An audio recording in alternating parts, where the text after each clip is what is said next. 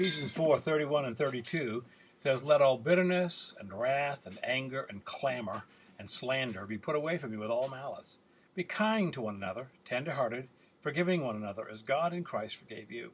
Proverbs 15:1 says, "A soft answer turns away wrath, but harsh words stir up anger." James 1:19, "Know this, my beloved brothers, that every person be quick to hear, slow to speak, slow to anger. For the anger of man does not produce the righteousness of God." How quickly intelligent people, or at least I've esteemed them that way before, resort to name-calling and rancor when expressing their points of view about those who have different views on life or different sports teams. On the one hand, the folks to the left side are labeled as moonbats, which is traced back to a libertarian blogger named Perry de Havilland in the Fuller from Barking Moonbat, suggesting an ideology-crazed partisan howling at the moon, or they call them libtards, or the ones leaning to the right are wackos or blowhards or idiots. If you belong to either group, you've been called one or the other of those or many other varieties of pejorative names that cast doubt on your mental ability.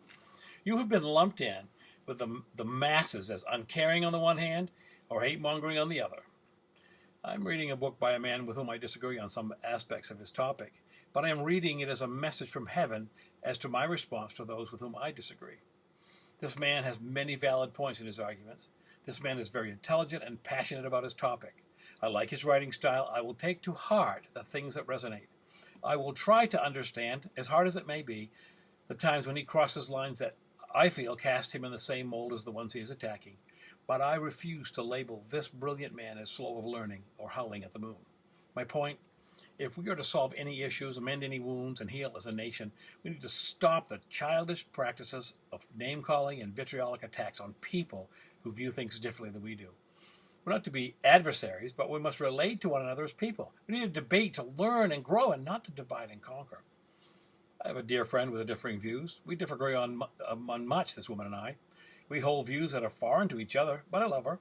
I don't just tolerate her. I don't think that's loving at all. Love listens and tries to understand. Love doesn't resort to name-calling and doesn't believe that the person with differing views is somehow flawed because of those views. So I'm posing a question. If you really believe you're right in your view, then why is your first response anger at another person's view? If you are right and they really are wrong, don't resort to divisive speech. It never changes minds. It only alienates friends. Dare to have a sane and sensible conversation as to where those views come from, and maybe just maybe you'll find a friend. For it has been said, if there is no room for disagreement, there is no relationship. You ponder that, Pastor Steve.